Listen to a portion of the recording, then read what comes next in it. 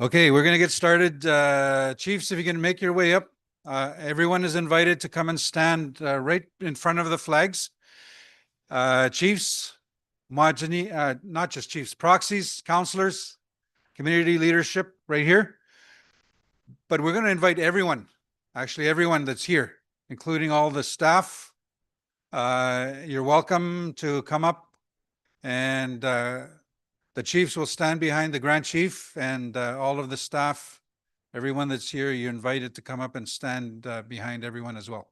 So it's 2:53. We want to get you up here. Come on up. And we'll get the drum ready to go as well. We only have one person who's listening. Councillor Sutherland is here. Oh yeah, okay, awesome. Yeah, that's good. Yeah. Ms. Bijayuk, come on up. Come on up. It'll be a few minutes standing up here, but hopefully you're okay. If you need a chair, just let us know and we'll pass you a chair. Staff, again, we're inviting you to come and stand behind the leadership as well. Leadership cannot do their work without you.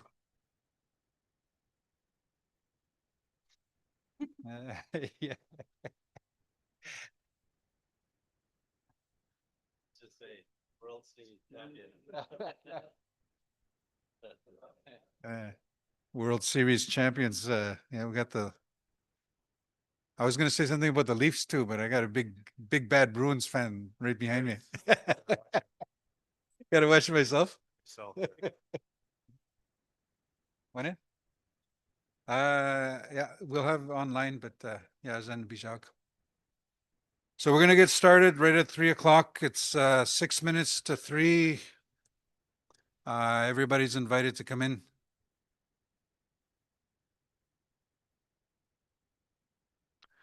Yeah, if we have any council members as well, come on up.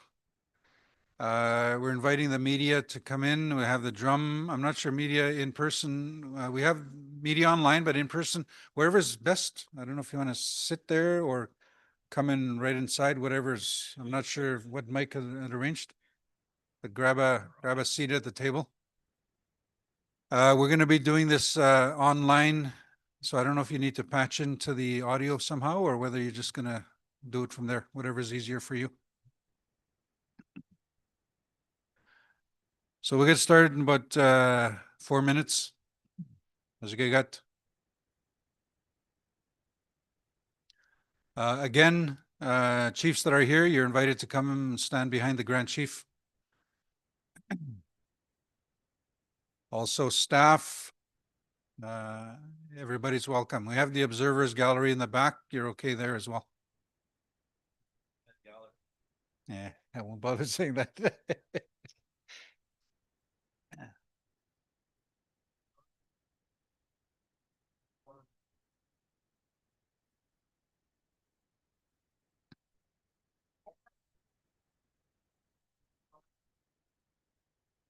At the beginning. Yeah. I'll just make some opening comments and I'll turn it over to you. Do you know what song you'll be?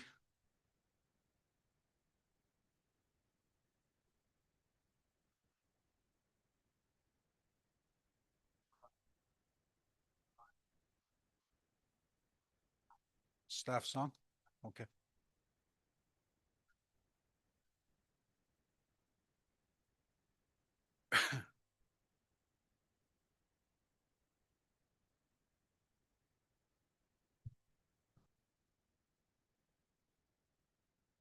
So we'll try and start right at 3:00. I know there's media joining us online as well, virtually, and they're just logging in. They'll be, if they're not admitted yet, they'll be admitting them by 3:00. Again, chiefs, council members, proxies that were part of the assembly, you're invited to come on up. if it ends up being a while, just grab a chair. I know Elder Barney might need a seat, but if you want to come and join us by the front, that would be really appreciated.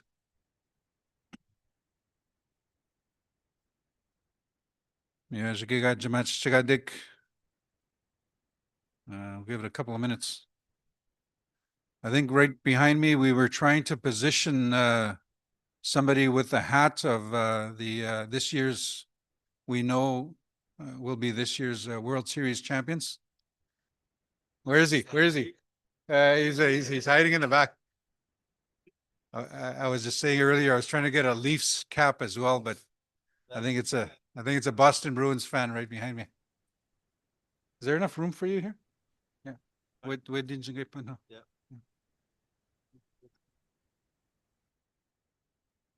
So, media, I hope you're okay there. Is that okay? If you need to come in closer, that's fine. Feel free. We'll get started as you get.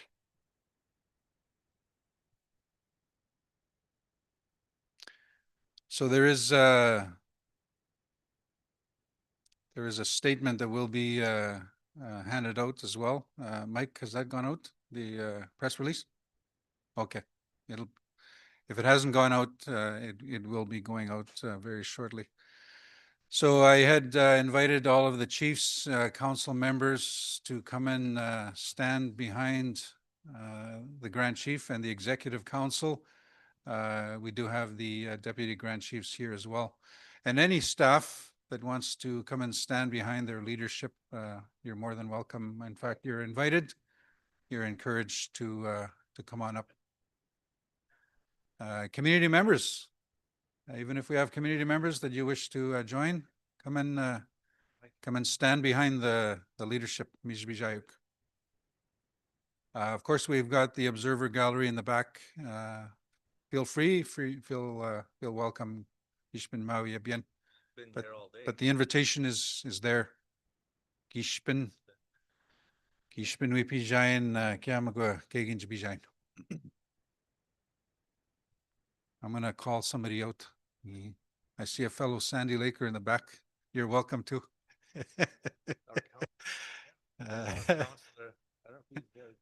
Yeah, we had a number of counselors here as well. Okay,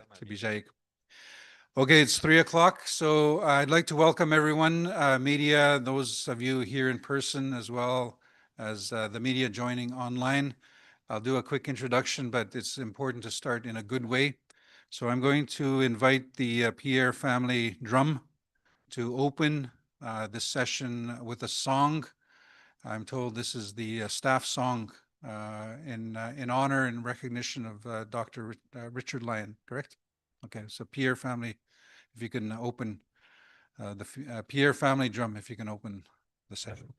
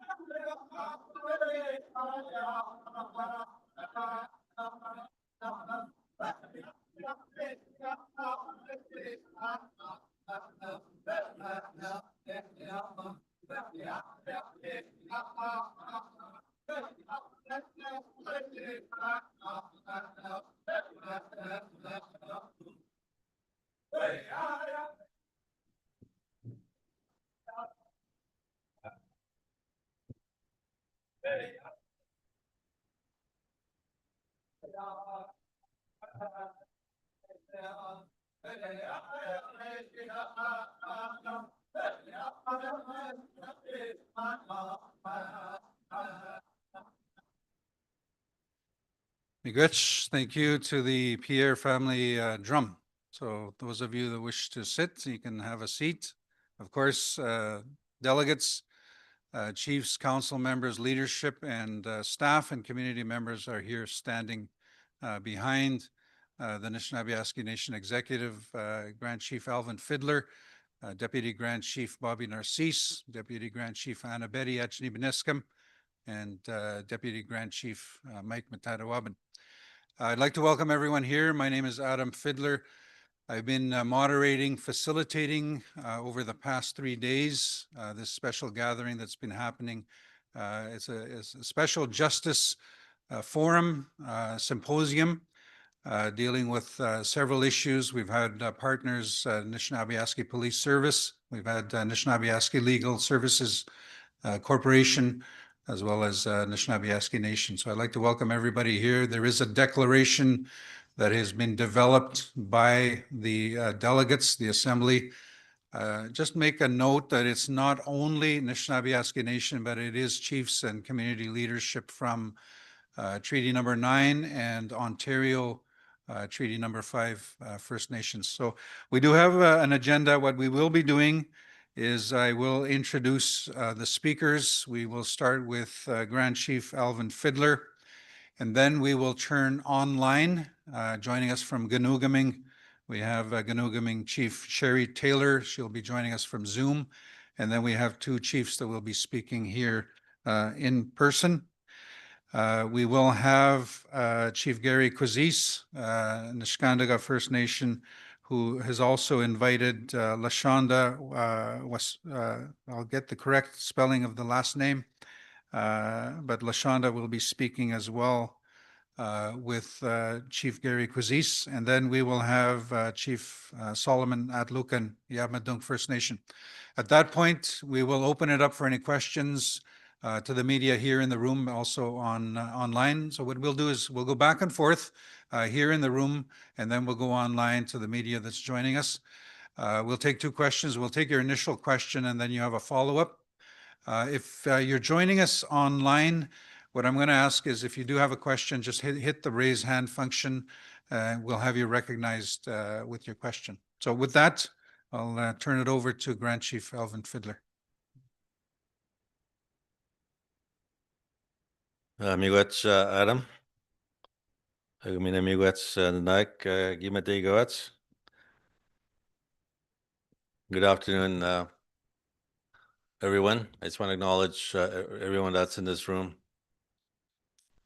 including the the leadership behind me, and those that have also joined us online as well. Miigwech for being here. I also just want to acknowledge my kids, Allison and Jace. They don't come to every meeting, but I know that they showed up here this afternoon because they know that this is important. And so I just want to thank them for being here to support their dad. And it's also just a powerful reminder to me why we do this work and why we need to do more work to ensure that every family, every community in the NAN territory feels safe. That they should not be afraid in their own homes or in their community. And over the last 2.5 days, we've had some very difficult discussions around public safety, on policing, on justice, on health, and how these systems that are currently operating in our communities are creating harm to our people, especially our children.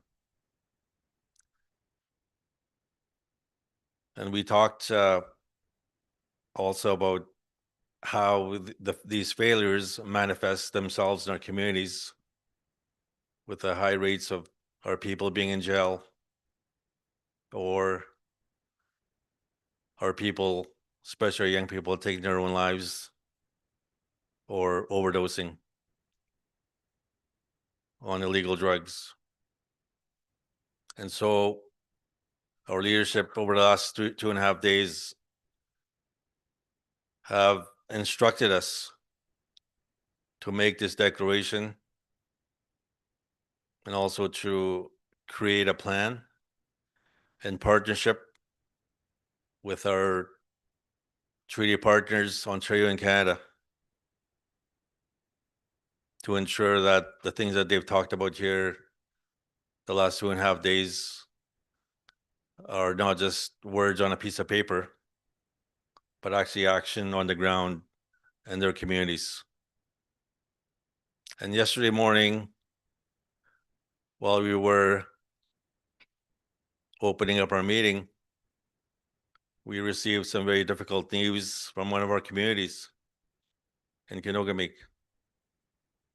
There was a tragic incident that happened there, and it's still unresolved. And so I also just want to mention our relatives in Kenogami and the neighboring community of Long Lake 58. We hope that they're okay, that they're safe. And our condolences to the families impacted by those tragic events. And after hearing what happened there to our relatives in Kenogami, the leadership of NAN directed us to issue this declaration on a state of emergency for the NAN territory, on not just on illegal drugs coming into our communities, but the violence and the impacts that come with it. The gang violence that we are seeing more and more in our communities. And it's come to the point, in some cases, where our chiefs and councils feel they are losing control of their community because we have outsiders coming in from Winnipeg, from Ottawa, from Toronto, and elsewhere, taking over the communities by fear and intimidation. In some cases, they have weapons with them. And so what we are calling on Canada and Ontario to do is to help us equip our leadership with the resources that they need and the tools that they will need to take back control of their communities. And we are calling on ministers of these relevant ministries from Ontario and Canada on public safety, on policing, on health, to meet with our leadership on a priority basis. This meeting needs to happen soon to ensure that the declaration that we are issuing here today is acted upon. And I call on Premier Doug Ford and Prime Minister Carney to help us in this effort. While they are eyeing their agendas on our territory to take our resources, to extract our resources, that there's a danger to that. And they need to be aware of what those dangers are. That if they think they can just come up here and extract the rich resources that we have, that they have responsibilities that they need to live up to.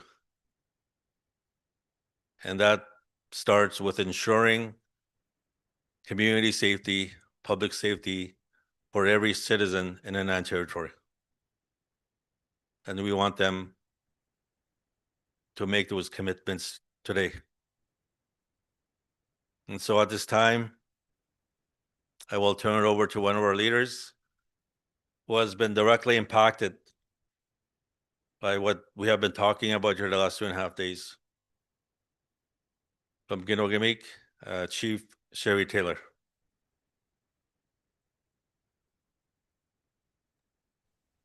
Good afternoon, everybody.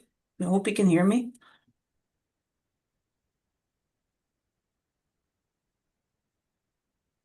Okay. Wapskinimki, Vanessa Quinn, Indigenous Kaz, Chief Sherry Taylor, Gunugumeen First Nation. I Chief just Taylor, like- just to let you know, we can see you, but we cannot hear you. I just want to make sure you are unmuted from our end and that your microphone is working. I'm not muted, so I don't know if it's that in. Okay, we cannot hear Chief Taylor.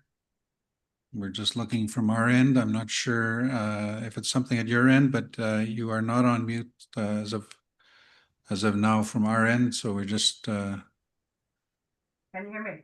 looking at it with our technical staff. Hello? While we are Chief Taylor, it sounds like you are. Am I You still might be muted? mute. Okay, so there's also a text that says they can hear Chief Taylor online, but we cannot hear Chief Taylor from our end. So thank you for that. There is a message in the chat that others can hear Chief Taylor. So we'll just work on it from our end to make sure that we can hear Chief Taylor here in the room. I know there are media and national media online. They can hear her, but it's important to hear her here as well. While we are working on that, we might take a second and go to the two chiefs that have been identified that will be speaking here in the room. Chief Taylor, if you can bear with us, we will work on this issue. And we'll just give it another second.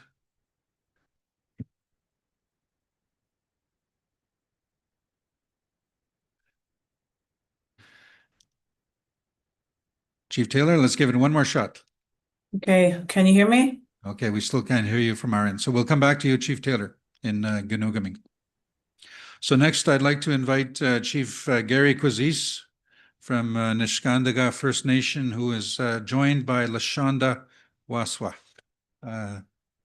Chief Quizis, up at the podium. Okay, bonjour. Good afternoon, everyone. Thank you for the drum. Starting off a song for us while we're having this press conference. It's very a sensitive matter we have right now because we lost lots of our young people, and our children are hurting. Like for us, we've been talking about this how we're gonna move forward with our drug issues in our community, and it's very hurting within within community members. Last year, the community called for a state emergency in our community alone. We didn't bring it out, so it was more like a community motion where the community said enough is enough. So we tried to do things with the lack of resources we have, lack of funds we got. So it is a big epidemic that's happening within our region, and it's very sad to see how these drugs comes in.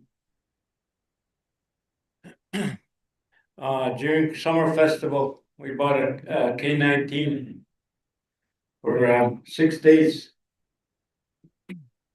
So within that short period of time, it was very surprising how much drugs comes in from airlines. A short period of time. Then how it was carried, it was very, I was shocked. A brand new baby that was born, drugs were wrapped around on the baby. Sure. And the children are used to carry these drugs. And we have to step up with this epidemic that's happening. Right across our region, we hold shovels every day.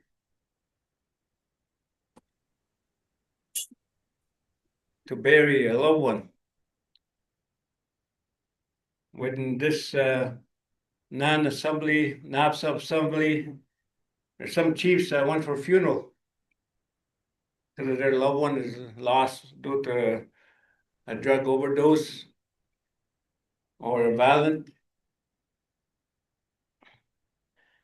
But for my community, I need help to prevent this drug epidemic. We cannot do it alone.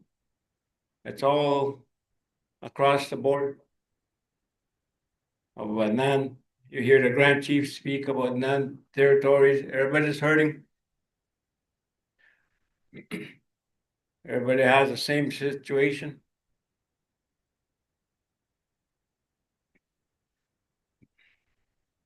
So we need to express this, the issue we have today.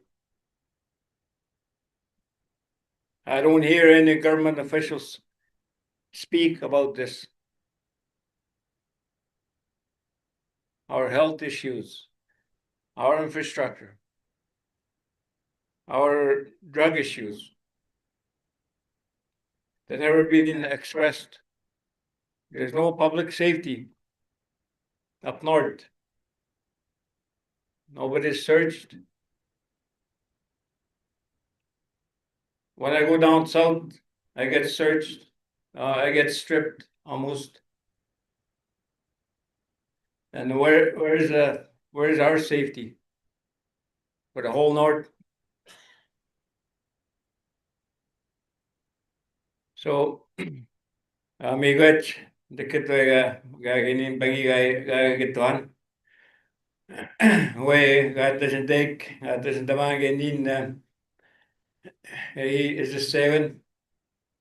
We, he got no jigoink, maskiki, skutjabo, he got bijamagak, as an evil man say going. Mima and Masnatish Nyank, my hick, we quite Evin the Mank, Emasiak, Emasegwik, my wife's tank, Mizebo. And Jen Snabem one Bangi, Jen Sutamek, went to Ginaik, Hink, Townik. So, yeah, here, when I got cake it done, Marsh Kotek, Scatters, Dogmacanism, Tagagito, Bangi giving her Jitazanga, what guys saying. Me got you.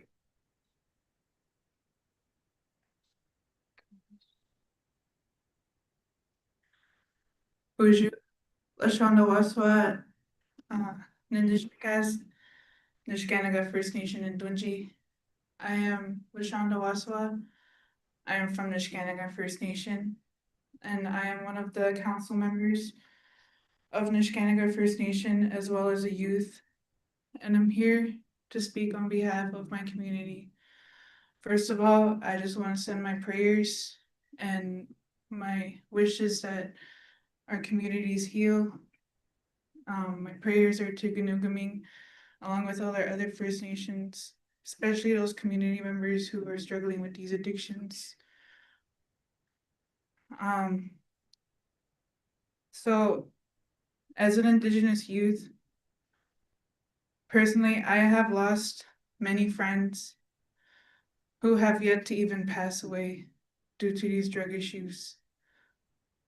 I lost a god brother to the drug issues, and it has affected my other brothers highly when it came to their drum group.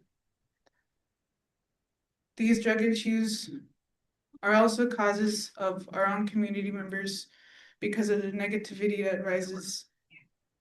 And I'm speaking from the heart when I say that, because no matter what community I visit, it's positive, but sometimes there's a negative truth that lies beneath everyone, because we are so consumed with the fact that we want to shame people and spread rumors and continue criticism. And my encouragement is to everyone that is here is to stop that and start respecting each other, because it's another way of us dividing ourselves from a connection with our communities and our people. The youth in my community open up about these things, but the thing is that our community speaks about how mental health is important and speaking up about it. But in the end, where is the justice when it comes to our youth who struggle with their truths?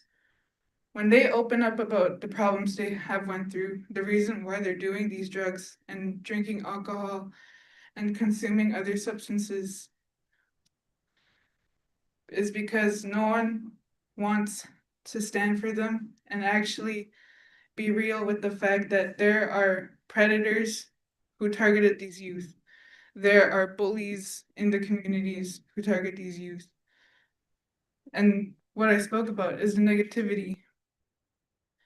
I hear stories about adults talking about how these youth are vandalizing things, or encouraging other youth to do bad things. But in the end, it's not because they want to. It's for the attention that they need. It's for the fact that they need someone there to be able to listen to them and to be able to help them, and someone who will actually push them through this. I'm happy that there's leadership here, and I'm happy there's leadership doing things, but Sorry if I'm getting emotional.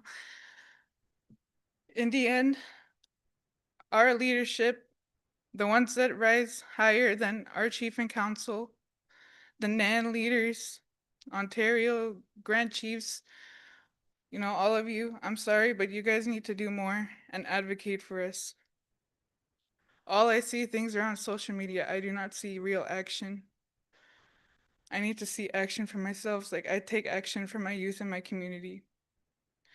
Action is taking that step forward and listening and talking with them face to face.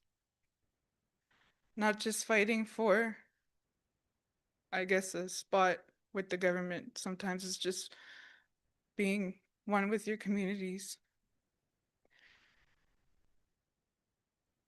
Our lives are in the hands of those who lead.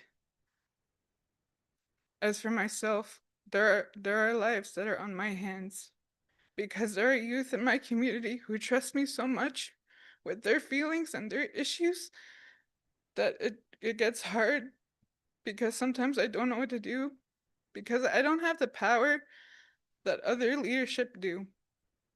And I wish I did. But in the end of the day, the youth are always happy as long as they have someone who's willing to stand up for them and listen to their problems and guide them through sobriety as well. They just need that. And, you know, these drug issues are getting out of hand. We need to put our foot down.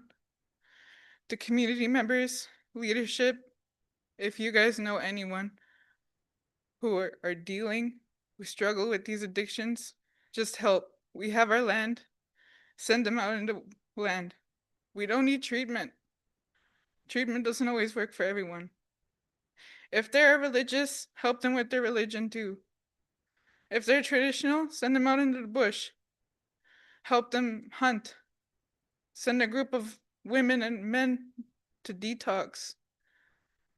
It's not that hard. I'm sorry, like, it's not all about money either. That's another thing.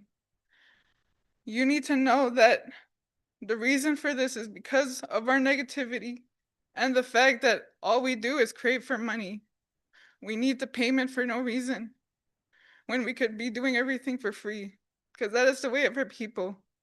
We do everything from our hearts, and we do everything from what our spirits give us, the power and the passion and everything. I really hope there are people out there that listen to me in this, because it's the hard truth, and I'll always speak for the truth.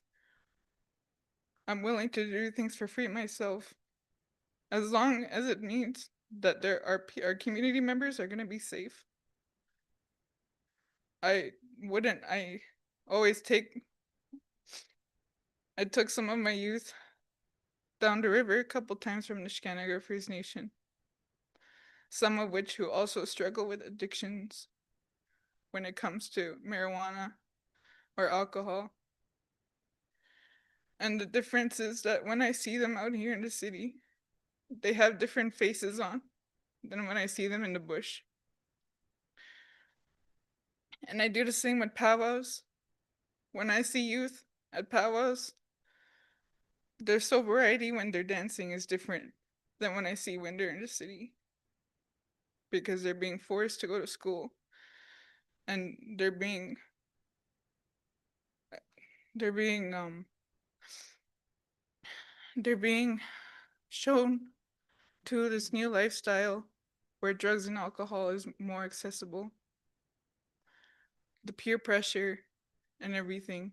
It's not the same as how white kids would go through, because they get to experiment. But when we experiment, we fall into addictions, a different kind of addictions that will take our life. And I've been there many times in high school. And that's what we need to stop. We need to make sure our children are home safe. They need to learn our culture. They cannot disconnect when they leave our communities, or their lives can be lost.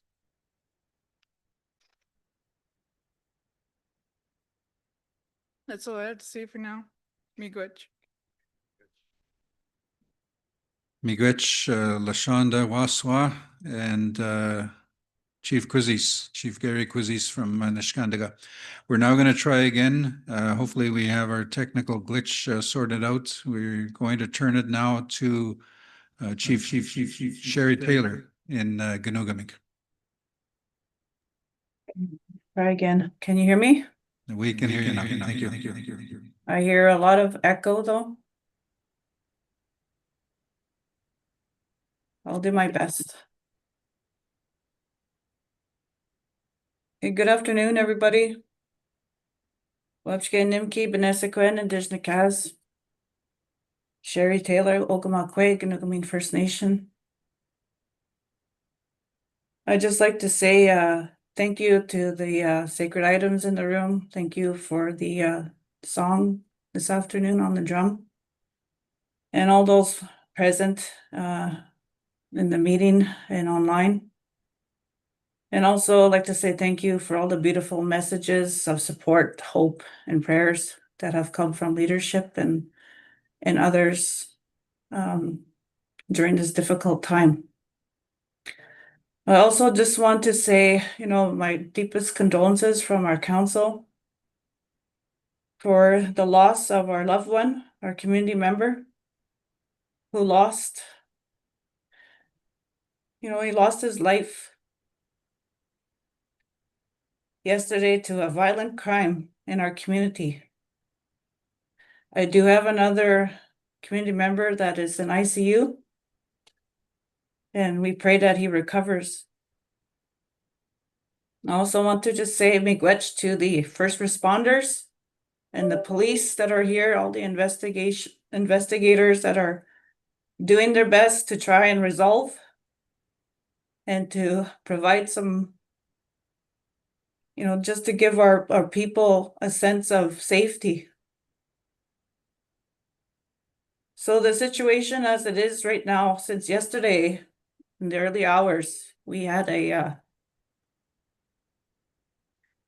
some gun violence. 2 individuals were in our community. This hasn't just been because of on the weekend that they came here. These people have been harbored in our community for probably years. So much issues with drugs and violence and gangs in our area. I have been working hard with the help of my council to try and resolve and to bring safety into our community. We had called a state of emergency about maybe a year and a half ago, and that didn't do anything. All they did was Band-Aid type solutions, temporary fixes, but there was no permanent solution or support for me and my community. Now look at what's happened. This can happen anywhere.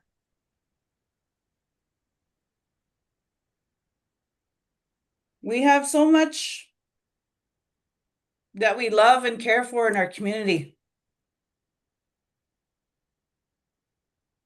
We have our young children and our youth. They need to feel safe in their own communities. And right now, we're not feeling that way. We do have, the next step here is that we're in lockdown. This has just been recently changed to, they're going to be lifting that. They're still working and trying to figure out and find these people or individuals. And I want to, speak directly to my community if they're listening.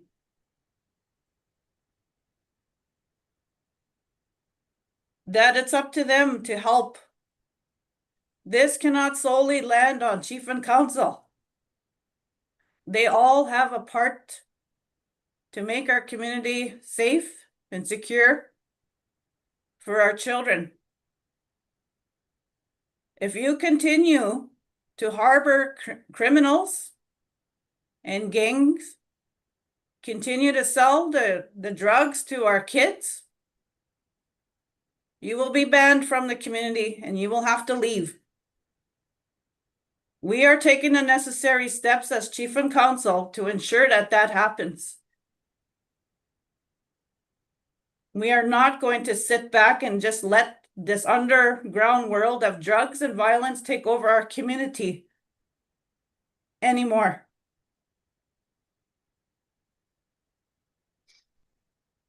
These are unprecedented times we're dealing with. We're dealing with hard drugs. We did not have these hard drugs years ago. We're dealing with them now today. You know, I'm asking Canada, step up.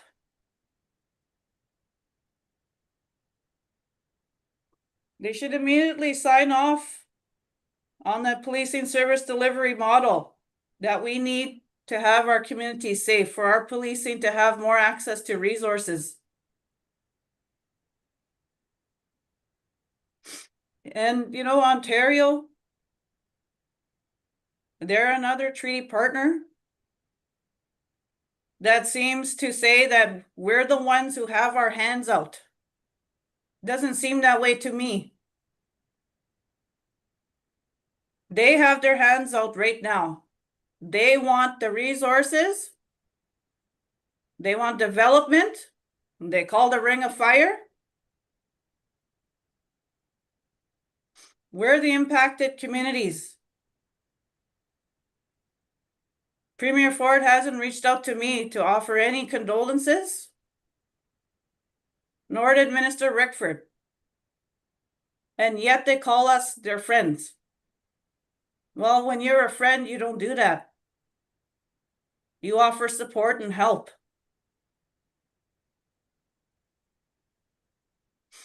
This has to stop. In order for us to have equal opportunity, what's out there for the rest of Canada and Ontario, they need to step up and address these issues with our communities.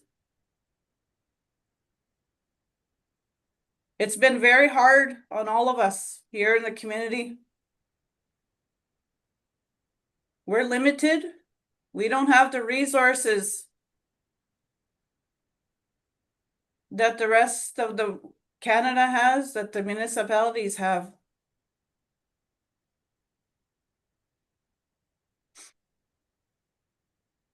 The laws, you know, our laws have to be acknowledged.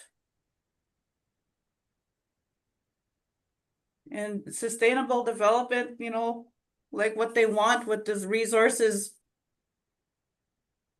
it only begins by having our communities healthy.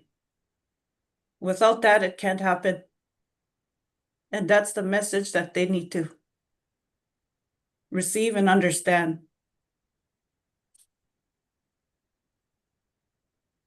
So we're doing everything that we possibly can over here.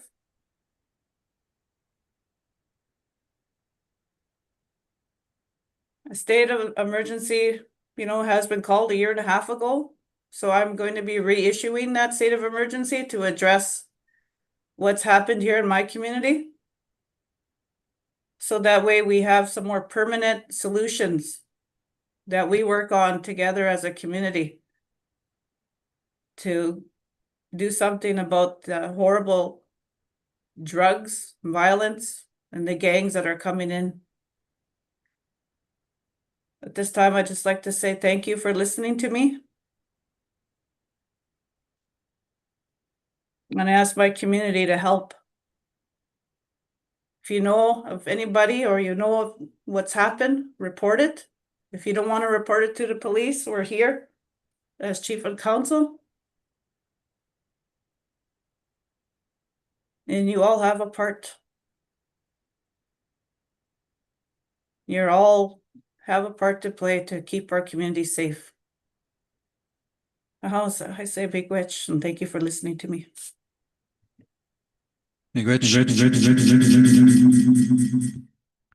Thank you, Chief Sherry Taylor, Ogama, Chief of Ganugaming First Nation. And on behalf of the leadership that's here, we offer our condolences to you, the leadership, the family and the community of Ganugaming. We now turn it to Chief Adlucan is here. Chief Solomon Adlucan, Yabmadung First Nation. Sure, it's taller. Good afternoon. On behalf of my council and the community of Fort Hope, my deepest condolences, Chief Sherry. May the good Lord bless you and keep you and give you strength. Anyway, I'm here to make a presentation or a statement in regards to the influx of alcohol and drugs in our community. We can almost say there is no way, we don't have no resources to stop them. And they come in on a plane every day. And going back a bit, I want to, I guess, speak to Prime Minister Carney and Premier Ford and all their ministers. I am asking Minister of Indigenous Affairs from both levels of government and any ministers that are under health programs, as well as and safety.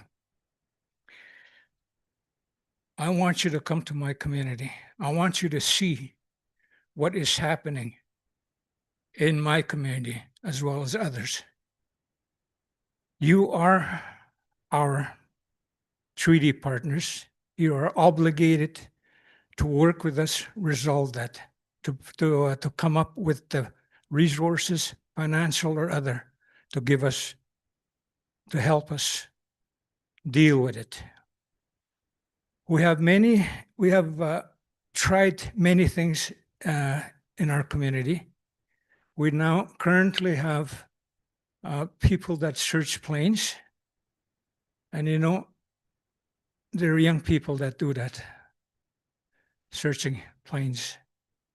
Unlike the former speaker that was here, Chief Gary, we cannot find any drugs because they're in their bodies and all that. And if they bring them in any forms and different ways, they become very, very, I don't know how to say that, just finding ways to bring it in without hours, without being noticed. And what's happening in our community is it's not only the drug users that are suffering and having to do anything they can to have the next fix. I want you to hear me, governments. It's our children, our young ones, small ones, that are having to do without, because money don't go to them. Money don't go to food. It goes to the drugs and alcohol. And that alcohol and drugs come from down the river, upriver, plain, and winter roads.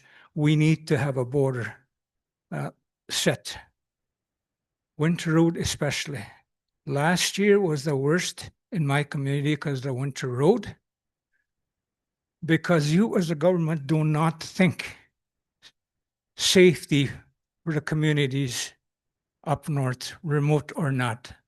We are now the market for Southern Ontario drug dealers that come there. And they especially make a lot more money up north than they would in Toronto for the drugs they sell. Now I'm calling upon you to do something.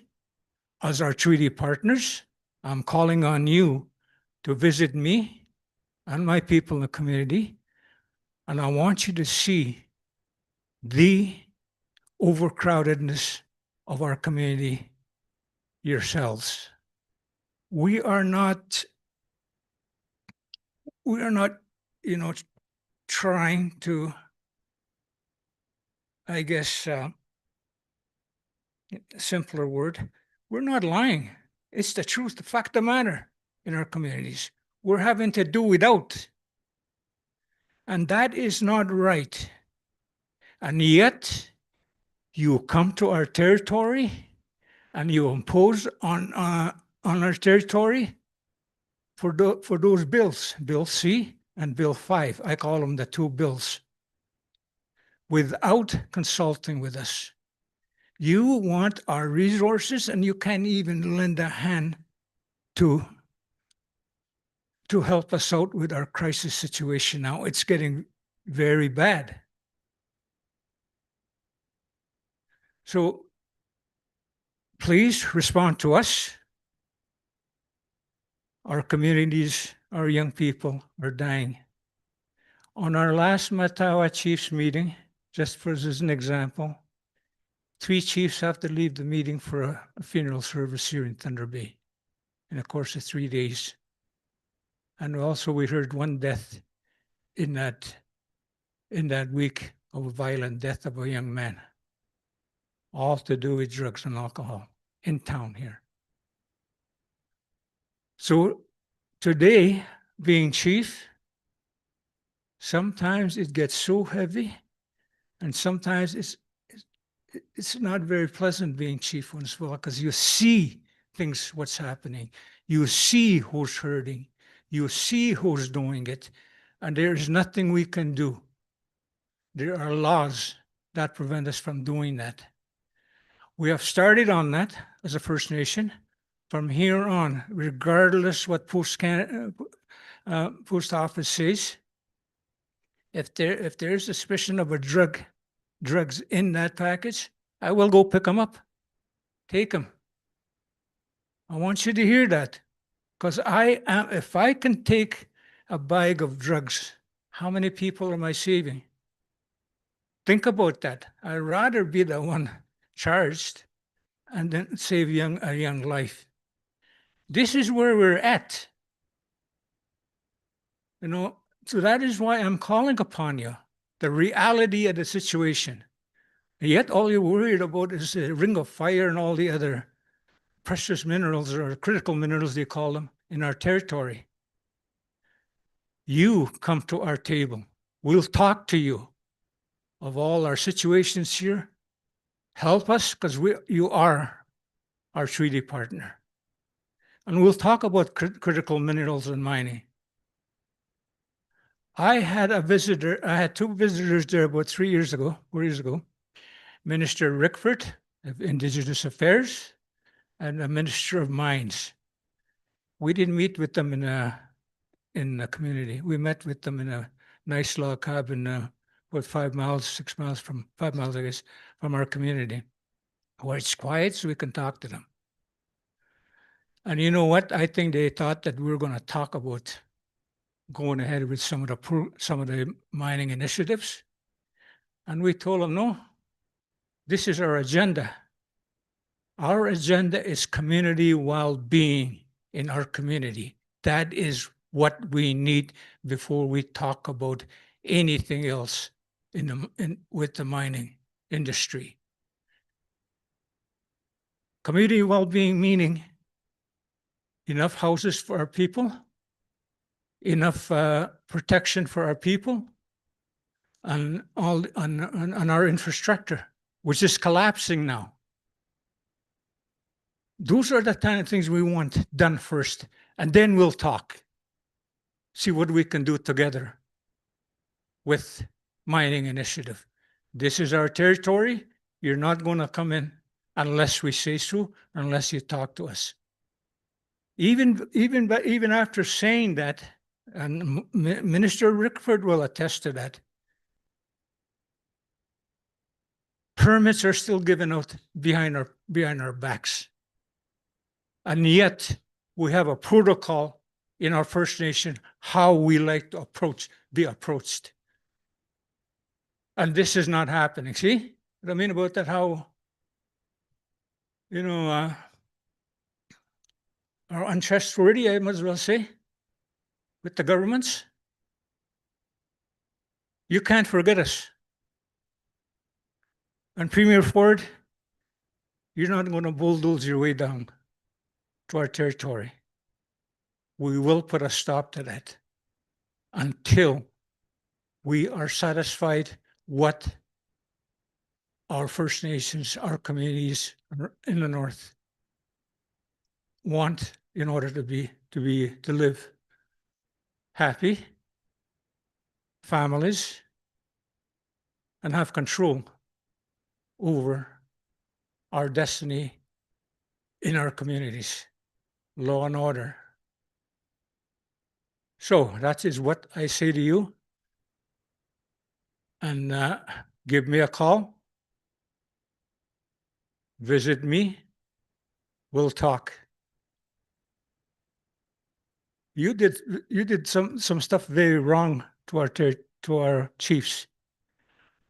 Ontario, we told you, Ontario, we wanted to be part of the writing up of the regulations of those bills. We never got a call. Premier Ford, since you became a premier, we've called you many, many times to visit us, visit our community, and also visit Matawa chiefs. You never responded. So what does that tell you? So I'm going to end my talk saying that chiefs in the building, we need to get together. We've already started today. We need to fight for our youth. We need to fight for our communities. We need to fight for what we do without in our First Nations. Thank you very much. Thank you, Miigwech. Chief Solomon Adlukan from Iabmadung First Nation. So we'll open it up for questions from the media now. What we'll do is if you have a question, please state your name and the media outlet that you are with. We'll alternate here in the room and online. If you're online, you can raise your hand by hitting the raise hand function. So we'll alternate. If you have a question for Chief Sherry Taylor, she's online virtually in Ganugamink. We have a bit of an echo, so we'll have to make sure that you turn your microphone on. She can hear you, and then we'll turn it off so that she can respond. Any questions from the media here in the room? Any questions online? Yes, back of the room, go ahead. Yes. Hi, my name is Michelle Allen, and I'm a reporter at the CBC in Thunder Bay. My question is, what specific policy changes do you think would have needed to happen in advance of this when the declaration of emergency was first declared a year and a half ago in order for these events not to have occurred in Ganugaming today? Sorry, yesterday.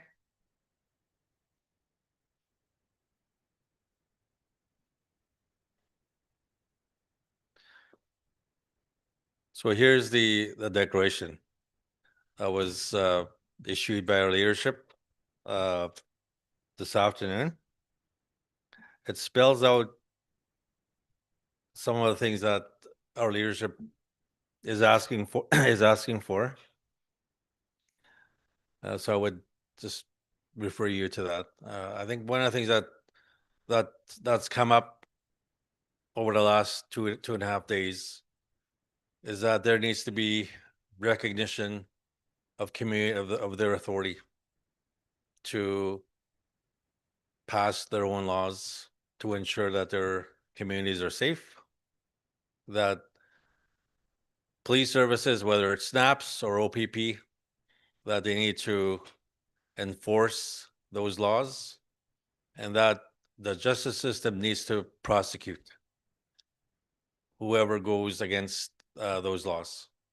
That's one thing that they've made clear over the last 2.5 days.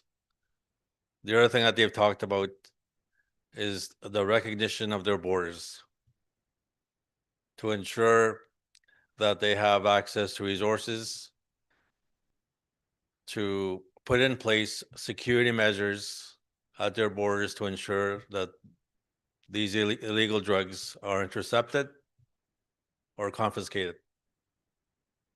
And this is not new. We actually did some of this work during COVID, where our communities were able to pass laws on public health. And those in authority respected those laws. And so that is one example that I can share with you, that we need to have this conversation with our partners, Ontario and Canada, to reinstate those systems that our communities have had traditionally. There's a recognition, as I said earlier, that these systems that are currently operating in our territory, whether it's child welfare, whether it's law enforcement or justice, how it's harming our communities. And again, there was a very painful reminder to this when a young man in Wapika was shot to death while he was attending court on July 31st. And so that's the discussion that we've had the last 2.5 days. And it's also important to note that when we were planning this very important gathering, we invited representatives from Ontario and Canada to be a part of this important discussion. We sent a letter. Let's give you one example. We sent a letter to the province in August, third week in August.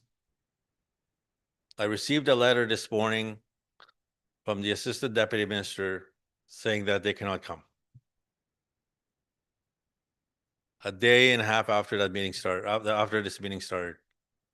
And so that's what the chiefs, the leadership that you heard here today, the disrespect that Ontario and Canada continue to show to our leadership. And that needs to change.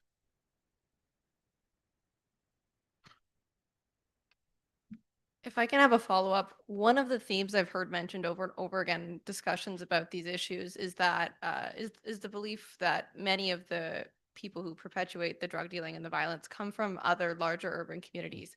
What would you like to see some of those cities where the suspects in these cases originate do to help mitigate the impacts on remote communities?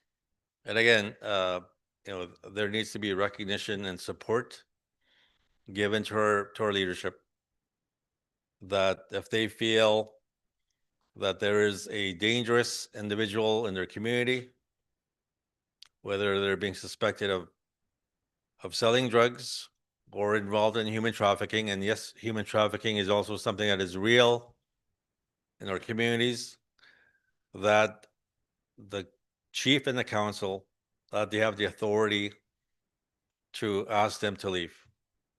Or if they don't want to leave, that they have the authority and the power to escort them out.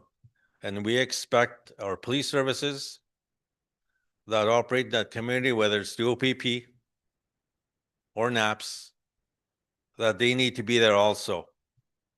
And this is what happened in my own community 2 weeks ago, when the community members and members of the council said, that's enough, to this drug dealer that has been selling drugs in that community for many years.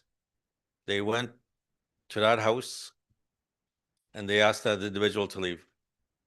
And then they called on NAPS to come there to ensure that everyone was safe and to ensure that that individual, I believe there are 2 individuals, peacefully leave the community. And that's exactly what happened. And that needs to happen in every case, whether it's in Webequie or Kiwewin or Fort Albany, that if a chief and council feels that an individual is there involved in selling drugs or committing crimes, that they have the authority to remove that person, to remove that threat from their community. Thank you. Any other questions in the room or online? If you have a question, state your name, your media outlet, and also who you are directing the question to. So we have Grand Chief Alvin Fiddler.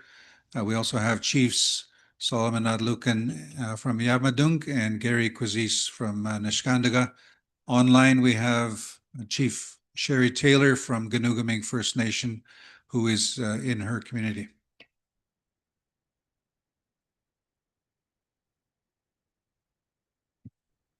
Just put it there. Also a reminder, the declaration that was issued today following 2.5 days of discussions with community leadership that has been posted online. Also, the press release has been issued online and provided to the media. That is available.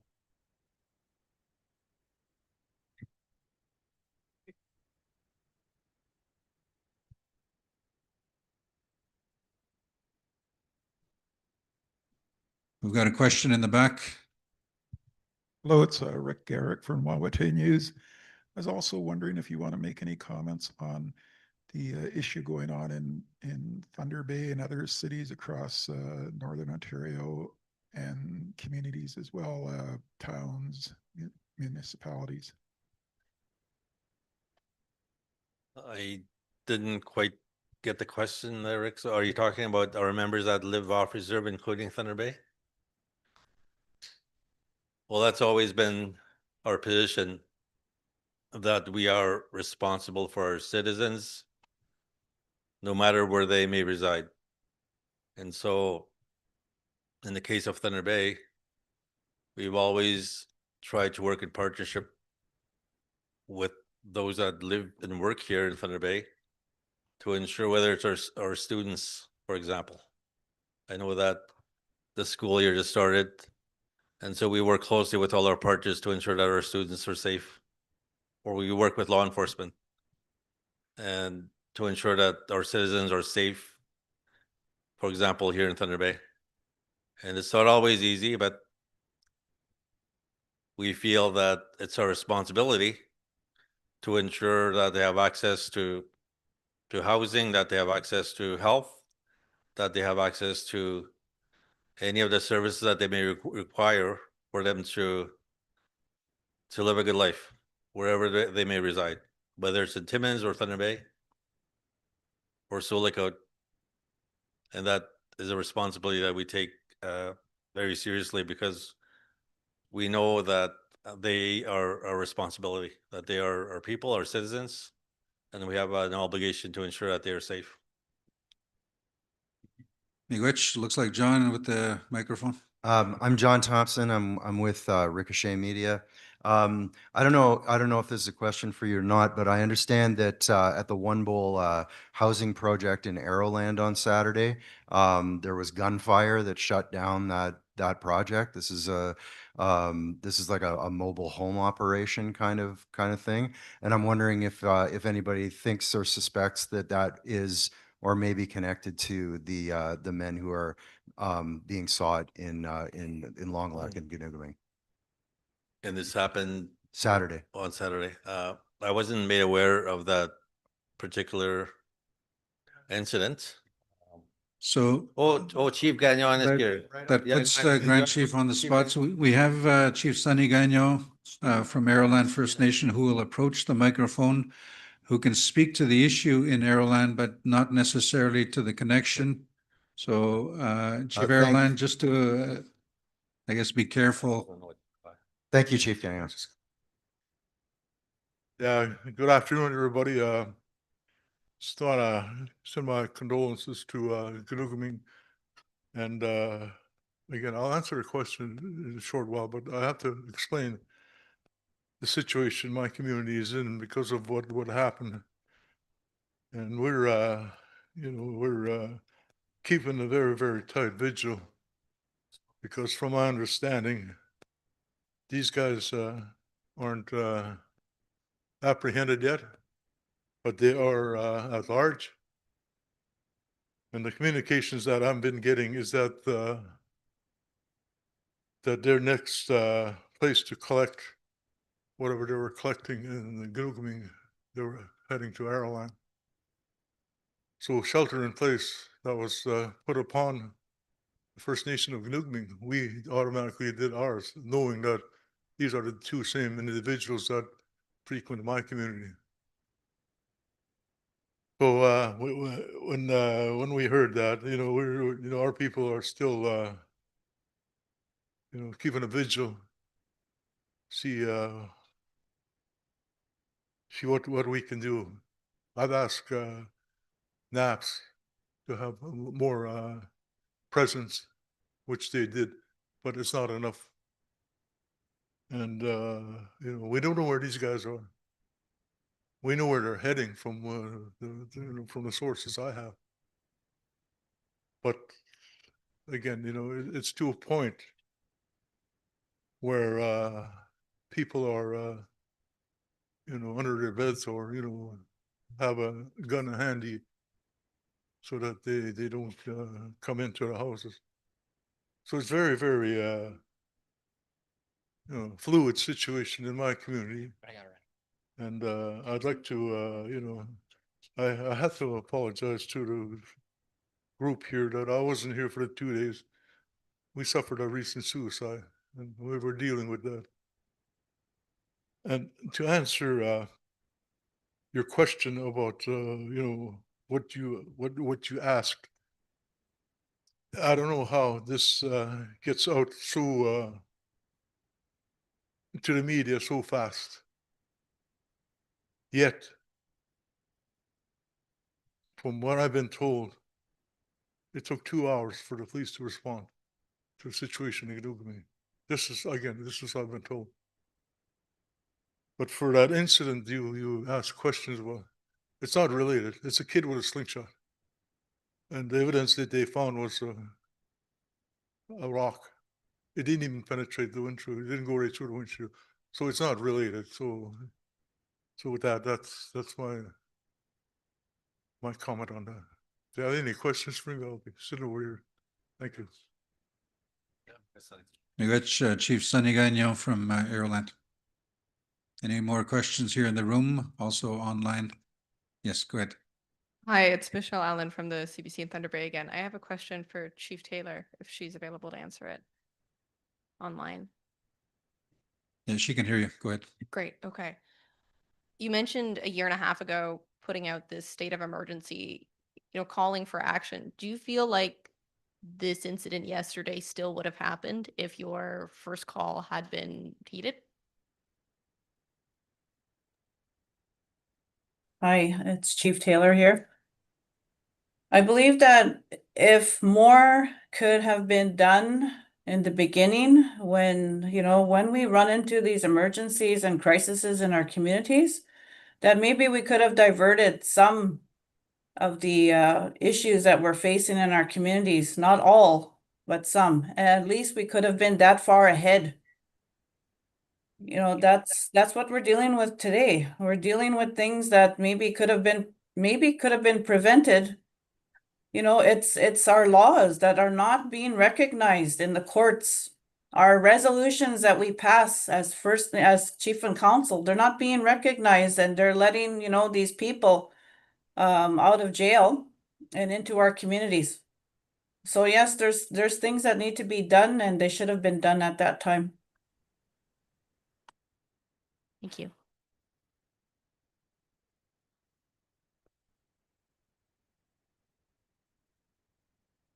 We still have some time. If there are any questions here in the room, I'm also monitoring online. We have a number of national media joining us online as well. If you do have a question online, just hit the raise hand function and we'll have you recognized.